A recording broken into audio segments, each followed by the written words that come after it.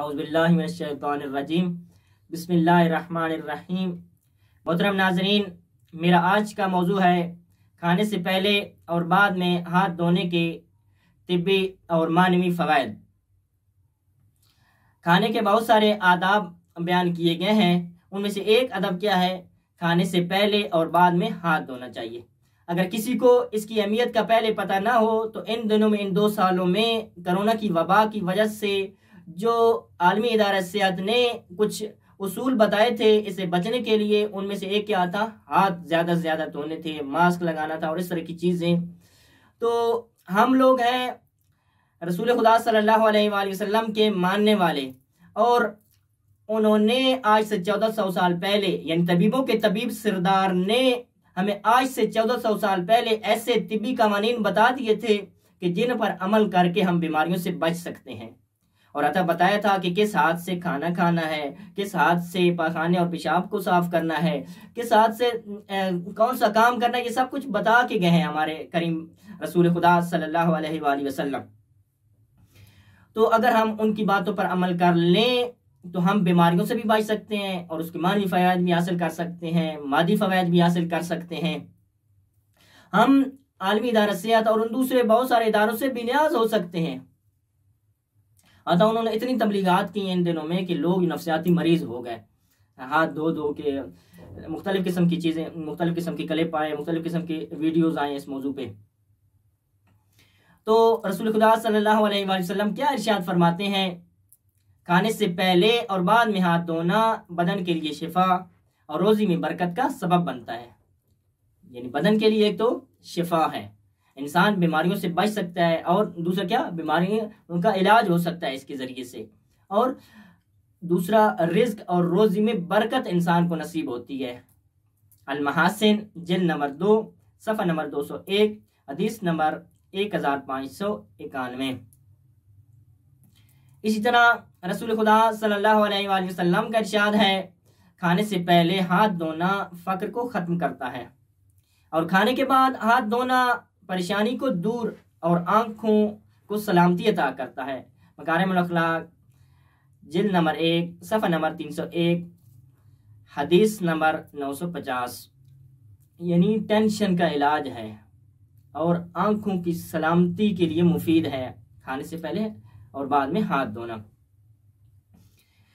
तो बाद में भी हदीस आएंगी क्या कि जिनकी तरफ इशारा है, जिनमें इशारा हो रहा है कि क्या हाथ धोने से शैतान जिन्नात दूर होते हैं, और ये खुद शैतान जरासीमों का सबब भी बनता है। खुद हदीस में जो शैतान का लफ्ज़ आया है तो बाज़ उलमा क्या कहते हैं कि इससे मुराद क्या जरासीम है।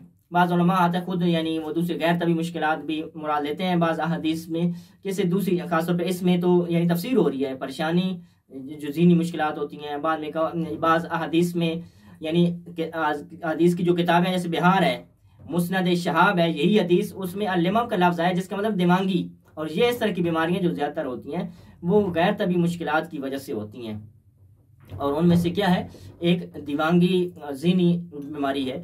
तो ये भी इंसान दूर हो सकता है, इन बीमारियों से भी छुटकारा हासिल कर सकता है खाने के बाद हाथ धोने से।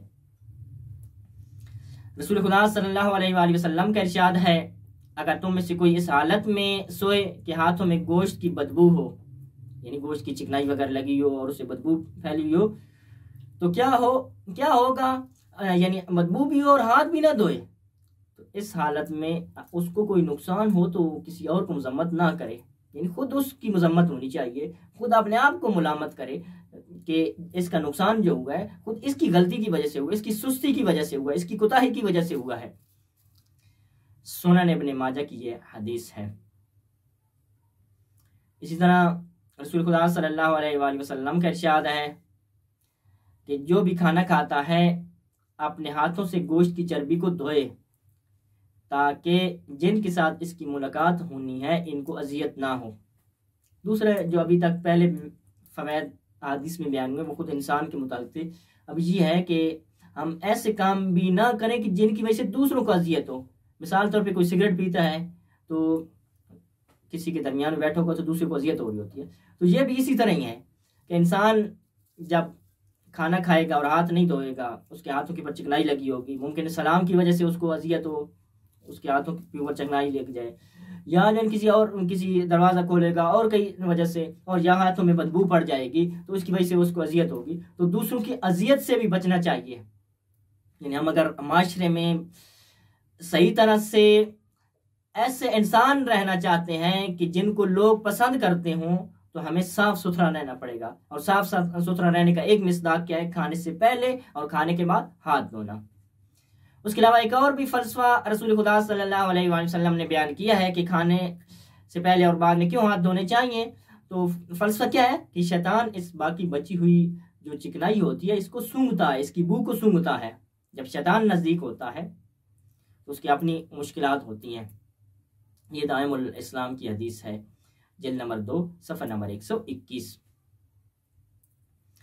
इसी तरह आता ख़ास तौर पे बच्चों के हवाले से है, हदीस में इशारा है कि उसके हाथ धोने चाहिए, उसका मुंह धो के सुलाना चाहिए, ताकि उसको भी वही दूसरे जिन्नात और शयातीन उसको तंग ना करें।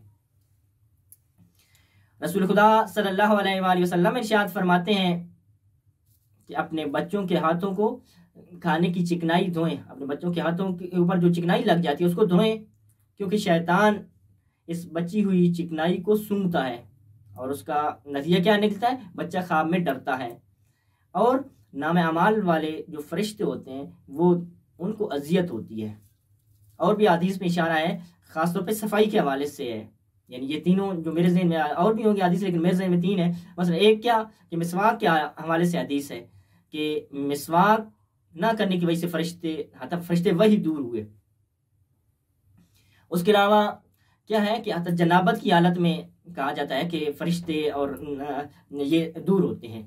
लिहाजा हमें साफ सुथरा रहना चाहिए, हमें ऐसा मोमेंट बनना चाहिए कि जिससे दूसरे इंसानों को भी अजियत ना हो, फरिश्तों को भी अजियत ना हो, और खुद हमारे बदन को भी अजियत ना हो, हमारा बदन भी बीमार ना हो, हमारे बदन में जरासीम मुंतकिल ना हो। उजून अखबार और रज़ा की ये हदीस है, जिल्द नंबर 2 सफ़ा नंबर 59, हदीस नंबर 320। इमाम अली अलैहिस्सलाम का इरशाद है, खाने से पहले और बाद में हाथ धोना उम्र में इजाफे का सबब बनता है। यानी तुलानी उम्र का सबब बनता है खाने से पहले और बाद में हाथ। जो इंसान धोएगा जरासीमों से महफूज रहेगा, और ऐसे जरासीम जो इसकी अज़ा को तहलील करेंगे उनसे महफूज रहेगा, और लिबास से चर्बी को दूर करने का सबब बनता है, चिकनाई को दूर करने का सबब बनता है। एक यानी खुद हमारे वो लिबास को भी नुकसान होता है क्या कि हमारे हाथ गंदे होंगे, हमने नहीं धोए होंगे, तो हम लिबास को हाथ लगाएंगे, हमारा लिबास गंदा हो जाएगा। इस तरह आंखों को भी रोशन करता है। आंखें कवी होती हैं, बहुत सारी चीज़ें ऐसी होती हैं, यानी आप आपकी आंखों का इलाज कर सकते हैं। तो उनमें से एक क्या है? खाने से पहले और बाद में हाथ धोएं। अल-काफ़ी जिल्द नंबर 6 सफ़ा नंबर 290, हदीस नंबर 3। तो आए बहुत सारे अदाब हैं, उनमें से एक अदब क्या है? इस पर अमल करें, ख़ासतौर पे इन दिनों में अमल करें ताकि बीमारियों से महफूज रह सकें। परवरदिगार आलम से दुआ है कि परवरदिगार आला हमें इल्म के साथ अमल और अमाल को इखलास के साथ बजा लाने की तौफीक अता फरमा।